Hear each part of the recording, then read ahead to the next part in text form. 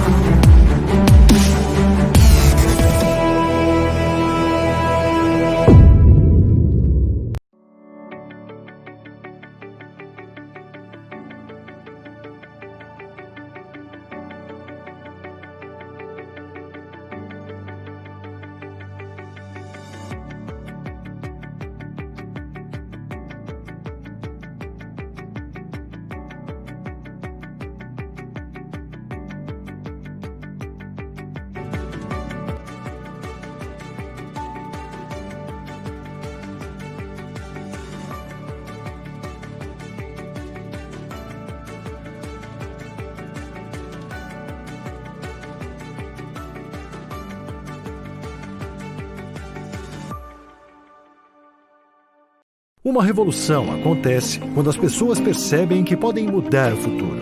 A tecnologia, os negócios, os trabalhos, as pessoas estão mudando. Estamos no meio da quarta revolução industrial. A Salesforce pode ajudar você nessa transformação. Há 20 anos, estamos focados em um único objetivo: ajudar empresas a se conectarem com seus clientes de um jeito totalmente inovador. Salesforce, o CRM número 1 do mundo.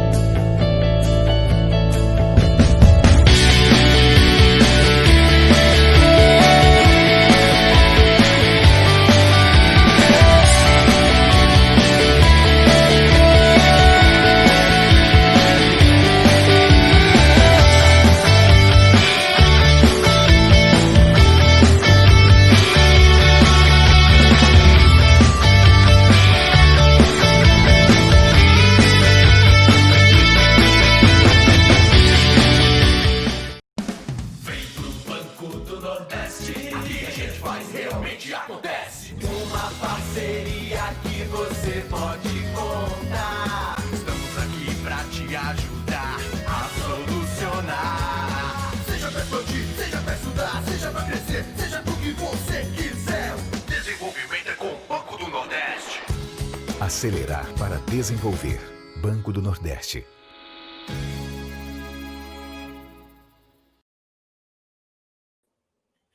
Bom, estamos de volta e vamos já começar a nossa conversa, nosso debate.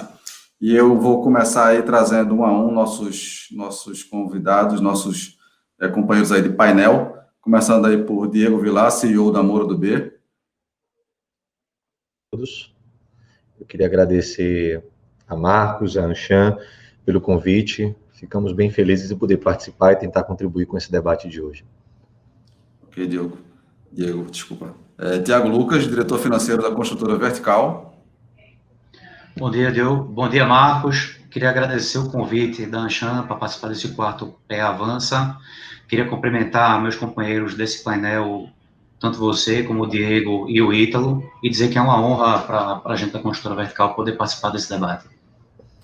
E para fechar o time aí, Ítalo Nogueira, fundador da Aiolo.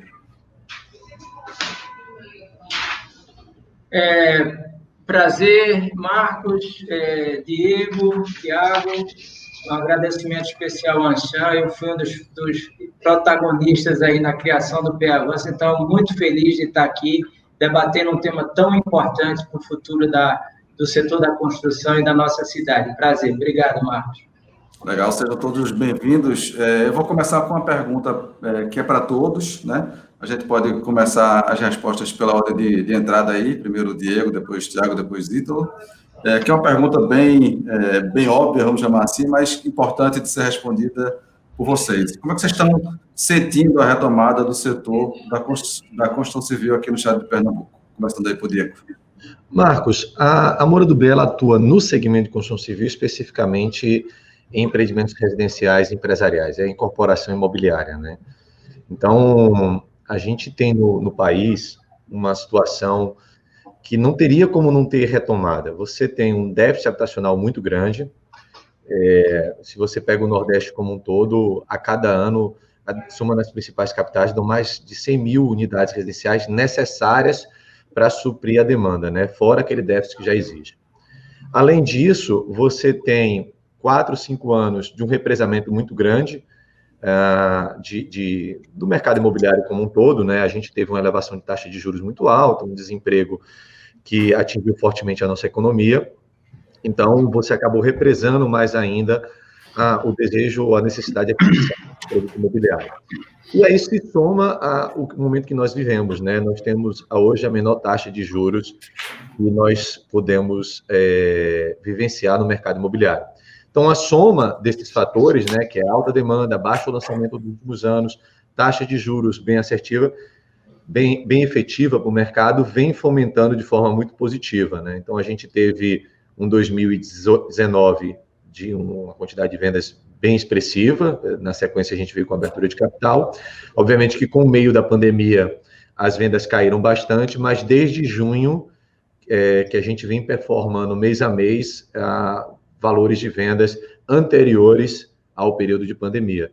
Então, a gente acredita que se não tiver uma segunda onda e o ambiente macroeconômico se seguir como está, mesmo com desemprego um pouco mais alto, e a gente vai ter um bom mercado imobiliário. E explico por que a preocupação do desemprego é importante, mas, teoricamente, ela não afetaria com tanta força o mercado imobiliário. Você tem uma quantidade de famílias que passaram a ter acesso a crédito pela redução de taxa de juros e aí agora o comprometimento da renda no valor da prestação, que é muito maior esses novos entrantes do que aqueles que estão retirados pela perda da renda fruto do desemprego. Tanto é que as vendas vêm performando de forma positiva desde o momento em que a economia se abriu, né? A gente viveu aqui em Pernambuco, como por exemplo no Ceará, quase com lockdown.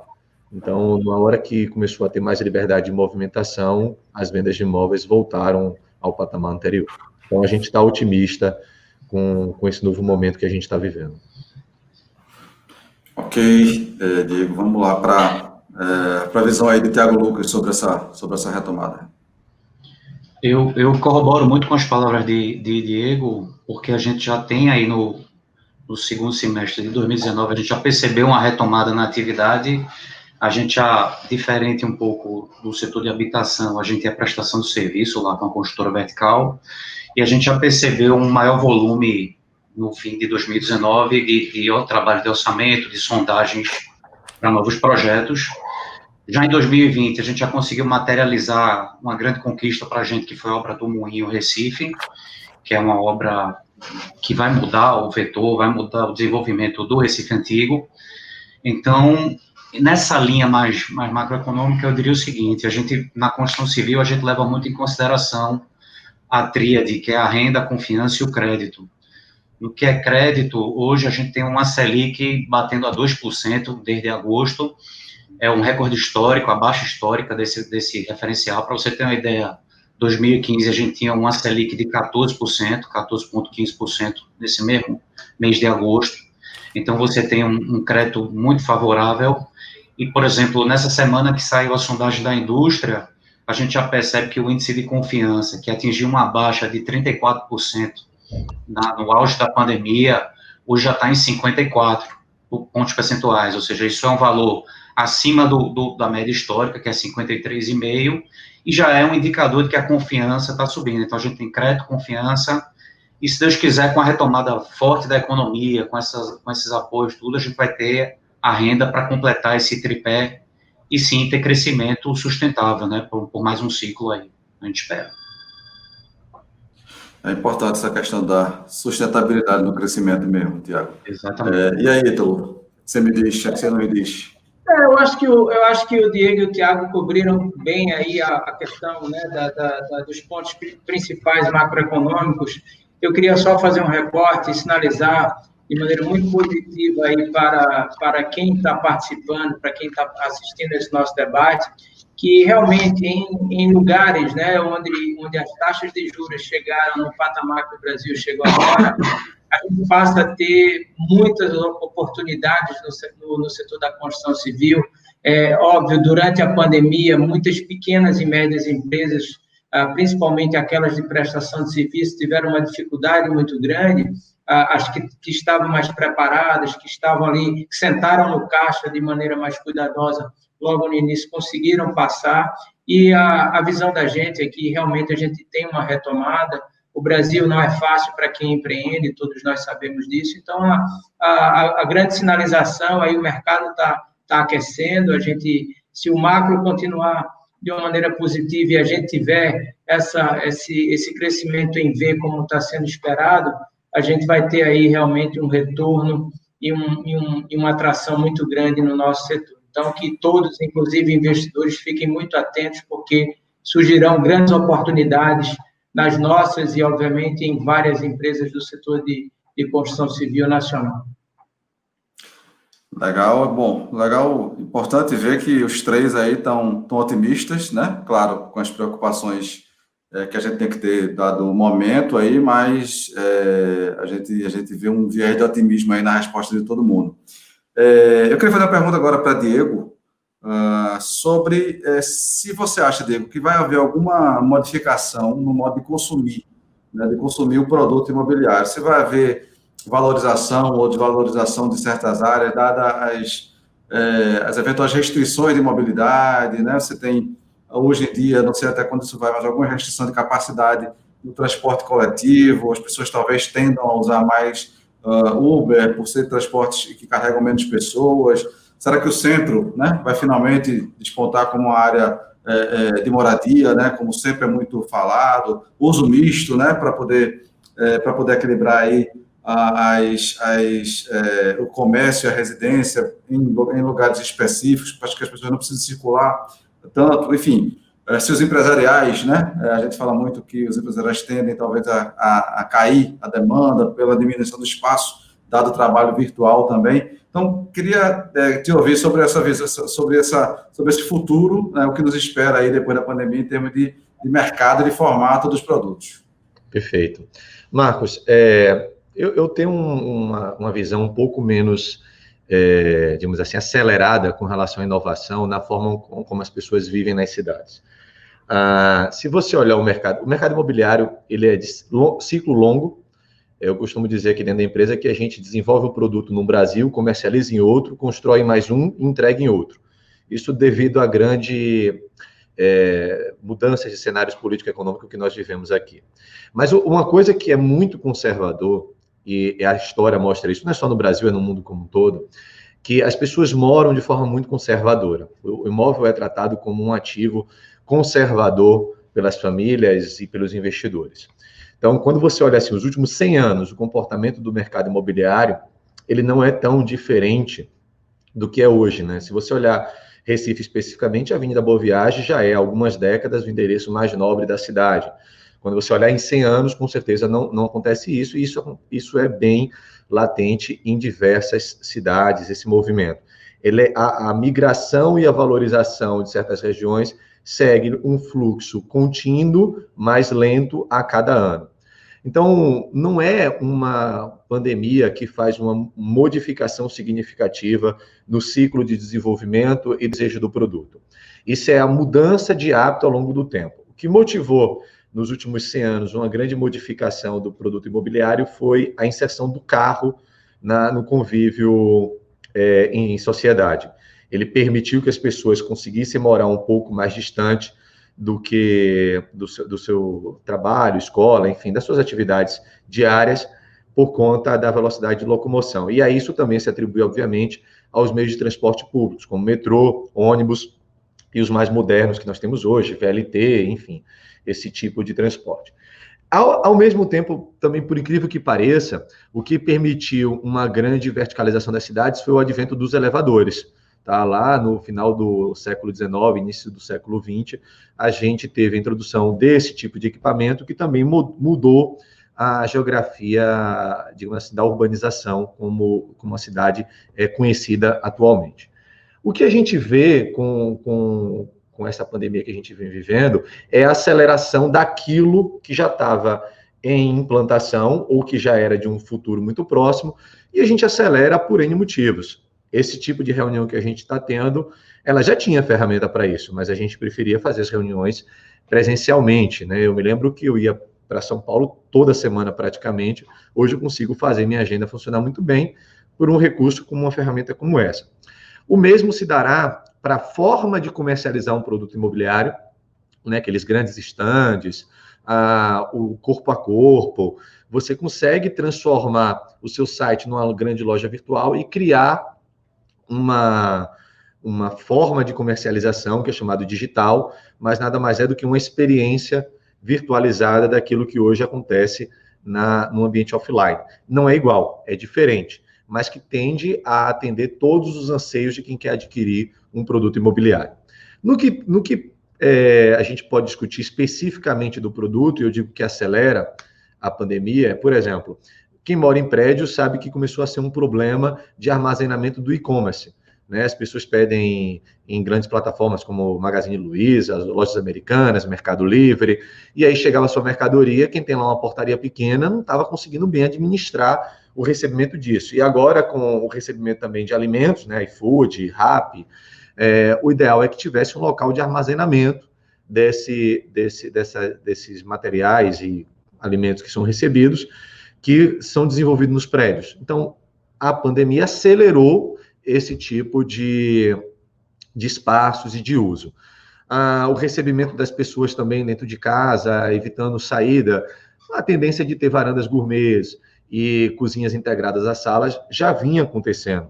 Volto a dizer, a pandemia acelera. Agora, a área de descompressão, essas coisas, a gente vai encontrar uma saída, a gente vai encontrar uma vacina. Sou muito otimista com isso. Na verdade, já tem muita coisa pipocando como a ciência atendendo a nossa necessidade. Sempre foi assim.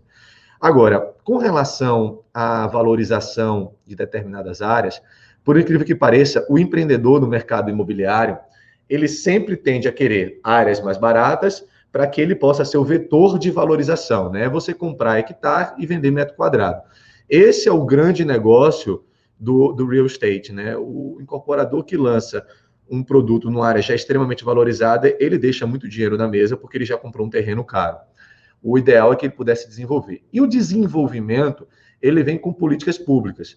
De que forma? Na hora em que, por exemplo, na cidade do Recife ou qualquer outra cidade no Brasil e no mundo, você tem uma lei onde privilegia que aquela área hoje que está ou em fase de degradação ou que ainda não é explorada, que você deseja que explora, você, através da lei, cria subsídios para que o incorporador, o empreendedor, vá para aquela região.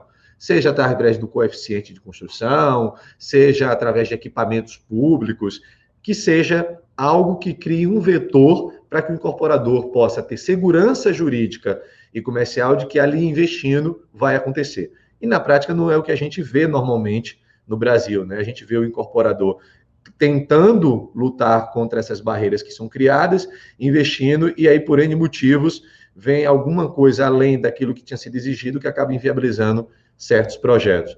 Então, quando a gente discute tanto o centro do Recife quanto o centro de qualquer outra capital, o desejo de investir no incorporador é latente. Você tem rua, você tem bons equipamentos públicos, mas o que precisa acontecer é que também haja uma legislação que favoreça sair aqui de Boa Viagem, por exemplo, e ir para o centro do Recife.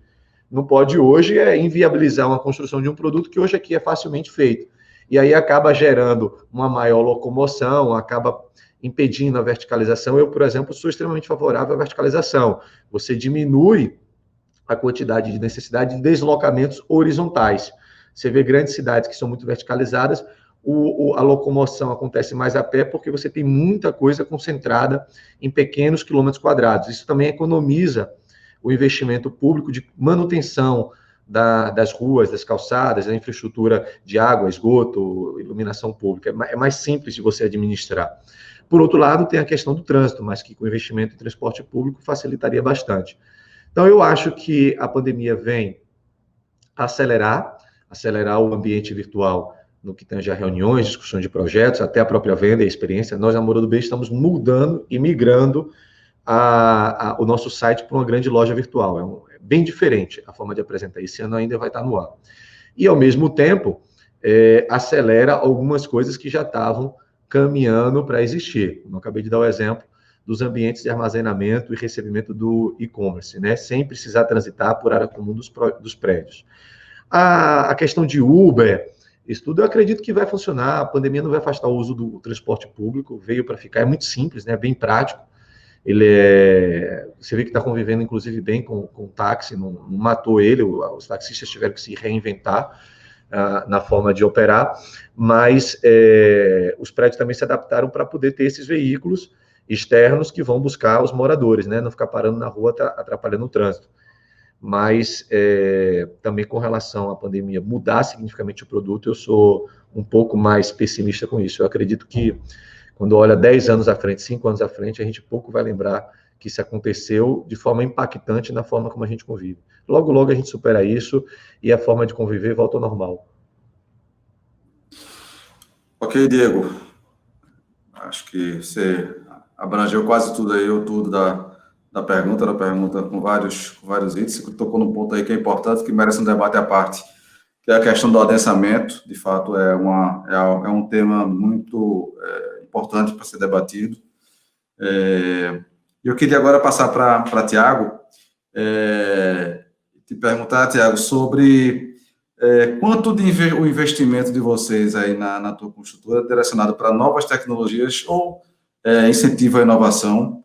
Se você já tiver alguma relação com algum programa de inovação, né, para dentro da empresa, trazendo aí mais valor para a organização, ou alguma Construtec, como é que a inovação aí tem funcionado dentro da vertical? Marcos, a gente esse ano, no novo planejamento estratégico, porque a gente tinha um planejamento estratégico anterior, esse foi totalmente rasgado com a pandemia, mas nesse novo foi o primeiro planejamento estratégico onde a gente contemplou, de fato, o tema inovação. Pessoal, ao longo dos anos a gente variou esse percentual do investimento em inovação, normalmente a gente fazia investimentos pontuais, mas normalmente hoje a gente tenta manter na casa de 1% a 0,5%, ou seja, mantendo ali entre 0,5% e 1% do faturamento seria um valor ideal para a gente manter esse valor do investimento em inovação. Hoje, a maioria do que a gente trabalha com inovação seria na parte de melhoria dos processos. A gente não faz esse canal de venda direto, a nossa venda ainda é tradicional, não é uma venda de imóvel, de produto, mas é uma venda do serviço.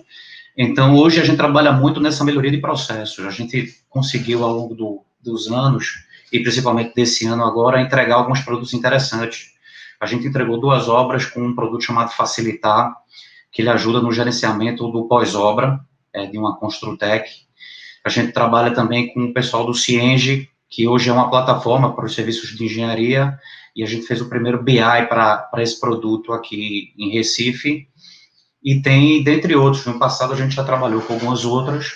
Agora, sim, estruturando tua resposta, eu diria o seguinte, a gente não trabalhou nunca com nenhum programa institucional de apoio à inovação. Com Construtec, sim, a gente já trabalha, já está aberto. Hoje, eu acho que, principalmente depois da pandemia, a gente já tem um ambiente muito mais favorável à inovação, já tem um ambiente de estímulo a novas ideias.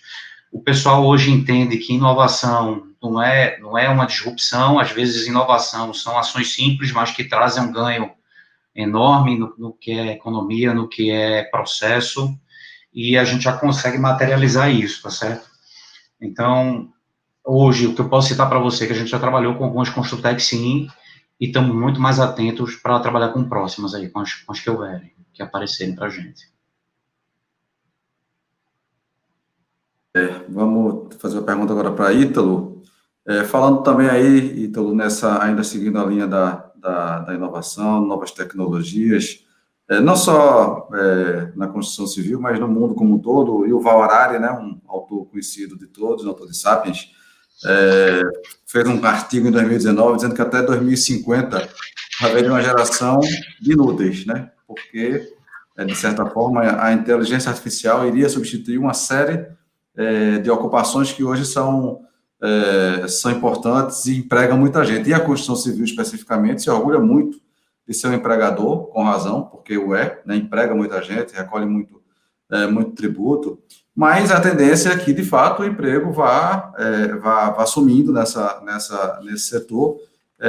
Eu queria que você fizesse um comentário assim, sobre como é que você imagina que a construção civil, a incorporação imobiliária de uma forma geral, a construção, ela pode ajudar, né, ou formar, ou, enfim, como é que essas pessoas que vão perder seus postos de trabalho podem ser reabsorvidos ou retreinados? Como é que essa equação fecha aí, né? Tecnologia, inovação versus empregos, na construção civil especificamente. É uma pergunta complicada, difícil, né? Obrigado pela pergunta, Marcos. Obviamente, né, você traz aí um dos maiores pensadores, o Harari, fantástico aí na visão dele de pensar futuro.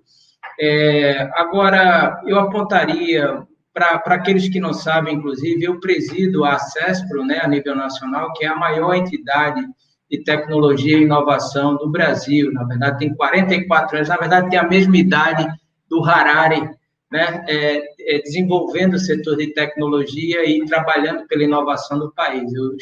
Tenho a honra de presidir essa entidade nacionalmente. Então, quando você traz esse tema do problema da mão de obra, da inteligência artificial, qualquer que seja a tecnologia, qualquer que seja a inovação, disruptiva ou não, que vai aí trazer esse problema, né, para um apagão de mão de obra, eu acho que tem uma coisa muito importante, que é a gente olhar uma visão, na verdade, um equívoco na visão e no pensar estratégico do governo, e aí eu falo governo da nação brasileira, de não olhar e não capacitar. O problema que a construção civil vai ter, muito grande, por conta da inovação, por conta dessa disrupção, a gente já está enfrentando no setor de tecnologia da informação. Então, a gente vai ter um apagão de mão de obra, na verdade, em diversos setores e diversas verticais aí que estão atuando no Brasil. E na construção civil,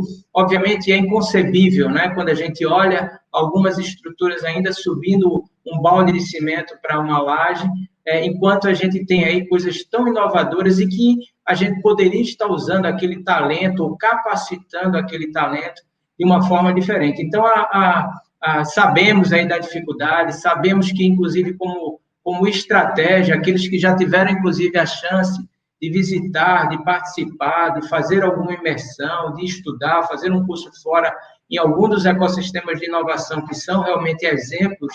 O Israel, por exemplo, citando como exemplo, Israel hoje é Startup Nation, porque lá atrás, há mais de 15 anos, ela pensou exatamente como implantar e como transformar a matriz do país. Então, eu acredito que dentro de diversas verticais, como a nossa da construção civil, a gente vai ter aí um problema muito grande de mão de obra, e a construção não vai ser diferente, mas a gente ainda vai passar um tempo muito longo com a forma que a gente entrega hoje, e da forma como a gente emprega hoje, porque a gente não pensa realmente o médio e longo prazo. Eu acho muito legal quando a gente trata, e o seu trabalho aí é muito positivo na área, exatamente da gente pensar as nossas cidades a nível de futuro. Então, a gente enxerga de uma maneira aí positiva a chegada de qualquer tecnologia e inovação, mas se ela não tiver um pensar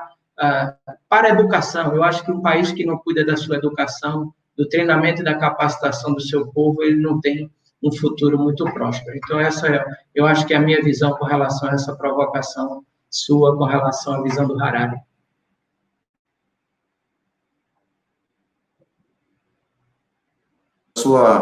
A sua experiência no setor também que me fez lhe perguntar isso. Eu acho que não foi por acaso.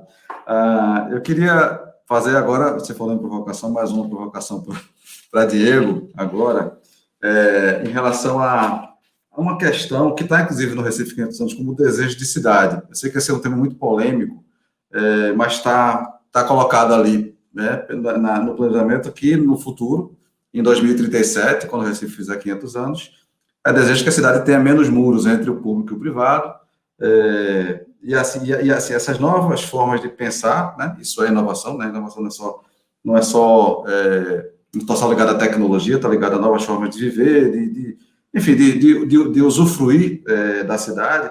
E essa sempre é uma questão muito polêmica, mas sei que deu uma pessoa experiente vai poder contribuir com esse debate aí. Então, inclusive, tem uma frase aí que está na divulgação desse evento da Anshan, que é muito interessante. Sabemos que a regra do jogo está mudando. Então, como é que a gente caminha para tentar solucionar essa questão vamos chamar aqui, de derrubada de muros, né, dos edifícios do Recife, né? Sei que tem a questão da violência, mas eu acho que é algo que a gente precisa fazer, tornar a nossa cidade talvez mais fluida, né, mais transitável, mais amigável, né? Eu sei que vocês têm algum projeto nesse sentido, mas eu queria te ouvir, Diego, sobre essa colocação. Perfeito, Marcos. Eu agradeço muito ela. Na verdade, o casamento entre o ambiente de desenvolvimento imobiliário, ele passa também sempre pela discussão com a sociedade e através dos agentes públicos, né? A gente tem ali no projeto do Novo Recife, todo o seu projeto, ele é sem muro. Ele é concebido com um prédio indo ao chão, que ele tem os bloqueios de acesso para qualquer um não adentre as áreas privativas do projeto, mas ele não tem aqueles grandes muros, aquela cerca eletrificada e tudo mais. Se você olhar, os projetos desenvolvidos ali ao longo da década de 50, 60, 70 eram assim. Houve uma explosão de insegurança no Brasil, a gente não teve uma política de segurança pública eficiente e eficaz no país como um todo. Então, a classe média, a classe alta, enfim, quem tinha condições se acastelou, né? Construiu verdadeiras fortalezas para se proteger. O mercado imobiliário, ele segue as tendências, ele não dita a tendência, ele atende o anseio daquilo que o público deseja, né?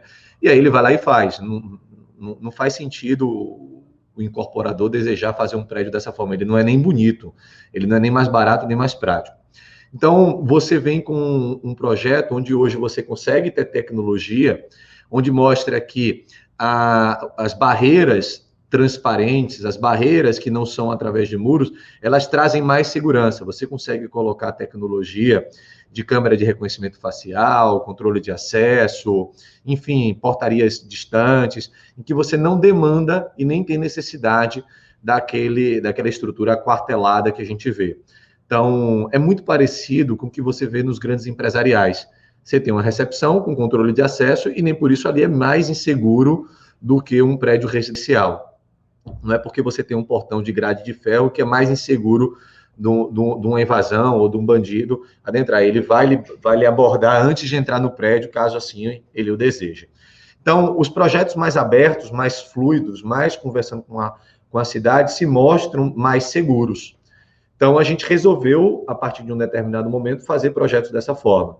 A gente está lançando esse trimestre ainda um projeto aqui no coração de Boa Viagem, que ele já é dessa forma também. O Novo Recife, que a gente lançou há 2 anos atrás, pouco menos de 2 anos, ele já é assim também, ele está seguindo dessa forma. E outros projetos que a gente está hoje em execução, ele preserva a edificação anterior e, ao mesmo tempo, ele permite esse uso misto. Ele permite que embaixo você tenha áreas com espaço para locação de padaria, delicatessen, restaurante, farmácia, enfim, equipamentos que permitem maior uso da calçada e você tem essa transparência e uso. Se você passa a ter uma legislação que obriga que todo novo projeto seja desenvolvido assim, fica mais fácil, porque aí todo mundo que empreende, incorpora, passa a seguir não uma tendência, uma escolha de uma única incorporadora, né? Então, é uma combinação, eu acho que isso não volta a mudar, não se mostrou eficaz no combate da segurança pública se aquartelar. O que você precisa mesmo é dar vida normal, seguir com sua forma de viver e dar a transparência de que aquele ambiente ali não está sendo invadido. E a barreira, que não necessariamente precisa ser através de um muro, a transparência, ela já gera esse desconforto de quem tenta assaltar.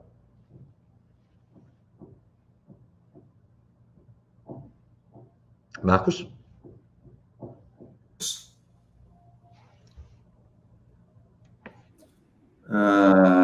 Estamos caminhando para o final, né? Eu vou ter que agora encerrar com a pergunta final para todos os participantes, que é, na perspectiva de vocês, qual é o futuro da construção civil, né? O que é que se avizinha aí? E aí eu queria começar com o Tiago, depois Ítalo, depois Diego, por favor. Tiago. Marcos, eu vejo a perspectiva com muito otimismo, eu vejo a coisa positiva. Eu acho que o setor da construção civil, assim como outros, já iniciou uma transformação, a gente vai caminhar para muito mais produtividade, talvez equiparar, melhorar um pouco a nossa produtividade com países mais desenvolvidos, mas eu vejo assim, completando até o que o Diego falou, a construção hoje vai conversar mais com essas necessidades da cidade, a gente vai ter construções aí mais humanas, mais integradas, uma proposta mais propositiva, vamos estar mais junto das necessidades da população e menos reativa. E eu não tenho dúvida que para efeito regional, veja, eu acho que aqui em Pernambuco a gente concentra uma quantidade muito boa de empresas que já tem uma atuação regional e nacional, que são muito competitivas e que tem um corpo diretivo dinâmico, inteligente. Então, eu acho que eu vejo a coisa com muito futuro, com muito otimismo, porque eu vejo que a gente está bem preparado para isso. Tá ok? Muito obrigado pela chance aí, Marco, de participar. E tuas ordens. Tiago, obrigado a você, obrigado pela participação e pela contribuição. Ítalo. Demais aí, Diego, o tempo é curto, né, Tiago, você, Marcos, pela Anshan, pelo Pé Avança, pelo evento magnífico que se tornou aí mesmo de digital nesse meio da pandemia. Dizer que, por exemplo, a Iolo, né, o nosso projeto é um projeto de conversar de uma forma diferente com a cidade, a gente entregar um equipamento, né, que tenha na comunidade, que tenha o trabalho coletivo, que tenha uma nova forma de conversar com a cidade e também sinalizar que algumas dessas tendências de inovação, né, isso aí, a nossa estrutura tem 2 sócios que empreendem na área de tecnologia e inovação há mais de 20 anos, então nosso foco vai ser exatamente, eu estou totalmente de acordo com o Diego, com essa visão de um trabalho e de uma entrega muito melhor para a cidade. Então, a nossa proposta, inclusive como Iolo, como negócio, é exatamente daquela cidade caminhável, um equipamento que esteja dentro daquela cidade caminhável do nosso amigo Chico Cunha, da cidade da Paris de 15 minutos, que a gente possa se deslocar, e para isso acontecer, obviamente, para que a gente possa, como empresa, como indústria, entregar esses belos equipamentos e essa nova forma, equipamentos inovadores para a cidade, é importante que o mindset dos gestores e tomadores de decisões do nosso país e da nossa localidade esteja muito alinhado com isso. Então, para que a gente possa transformar a cidade, é importante que a gente tenha essa visão positiva por parte de todos os decisores, e assim a gente vai, como mercado, inovando e entregando coisas que possam, amanhã, ser utilizadas de uma maneira muito positiva por parte da nossa população. Então, mais uma vez, obrigado, Anshan, e obrigado a vocês pelo bom debate que a gente teve hoje. Obrigado, Ítalo. Legal, assim, as 3 últimas respostas, né, a de Diego, a de Tiago e a de Ítalo, foi muito no sentido de que vocês estão bem em linha com o que com que a sociedade construiu, né, no Recife 500 anos, essa quebra desse paradigma do público e do privado, essa fluidez e essa cidade mais integrada, o uso misto, enfim, ouvir isso de vocês 3 é muito legal, é muito bom. Diego, tua resposta aí para essa pergunta final. Eu não tenho como não estar otimista, né? São poucos os países no mundo que têm a oportunidade que nós temos no mercado imobiliário especificamente, de você poder desenvolver projetos de alto padrão, inovadores e que possam atender tudo isso que o Ítalo comentou, mas ao mesmo tempo você tem também uma oportunidade de fazer, que é o grande desafio do país, né? Tirar as pessoas de condições de moradia inadequadas, né, insalubres, para ter uma moradia básica. Então a gente combina no Brasil essas 2 possibilidades. Tem países que você tem uma condição de habitação totalmente inapropriada e que não dá para se falar em imóveis de alto padrão, com tecnologia e tudo mais, porque não tem riqueza. O Brasil, ele combina esses dois extremos passeando por todas as faixas. E em todas elas você tem demanda, em todas elas você tem oportunidade de explorar, desenvolver. As nossas cidades, como um todo, demandam tudo, né, com relação à construção civil, infraestrutura e demanda habitacional. E isso para todos esses padrões. Então, quando você olha para frente, nesse ambiente macroeconômico de demanda alta, oportunidade inúmeras, e um país que vem de uma crise como a gente veio, onde a concorrência acaba caindo bastante, a gente tem que estar bastante animado, motivado, estimulado, porque a gente tem muita, muita oportunidade mesmo. Para quem está hoje no jogo, para quem quer empreender e surgir, de fato, eu não vejo um lugar melhor nesse momento do que o Brasil para poder buscar essas oportunidades. Obrigado, Diego, obrigado pela colaboração, pela contribuição. Para mim fico muito feliz de poder ouvir de vocês, né, 3 empreendedores pernambucanos, essas mensagens de otimismo, né? Empreender nesse país não é fácil, a gente sabe disso, e saber da disposição de vocês em colaborar aí com essa retomada é uma coisa que deixa a gente bem feliz e bem otimista também. Eu sei que, evidentemente, as dificuldades são enormes, né? A gente tem um futuro um pouco que desconhecido aí pela frente, né? A gente falou de pandemia, né? Essa pandemia foi dita que ela já está sendo vencida, né? Em algum tempo vai ter vacina e tal, mas é certo que outras virão, né? Então, assim, esse mundo tem que estar preparado para outras pandemias. Outras já vieram, essa com efeito um pouco maior, outras virão e o mundo vai ter que se acostumar com isso. E é importante que esse foi um grande aprendizado, infelizmente, à custa de muitas vidas, né? Infelizmente, mas vamos usar essa parte muito triste e negativa dessa pandemia como um aprendizado. Bom, para finalizar aí, queria agradecer demais aos nossos 3 panelistas que participaram aqui do debate, né? Agradecer a você que nos assistiu. Convido a todos a assistirem os outros painéis que estão aqui, os outros vídeos que estão aqui nessa página. E a mensagem do Pernambuco Avança: inovação, empreendedorismo e tecnologia ditam a nova era. Muito obrigado, um abraço a todos.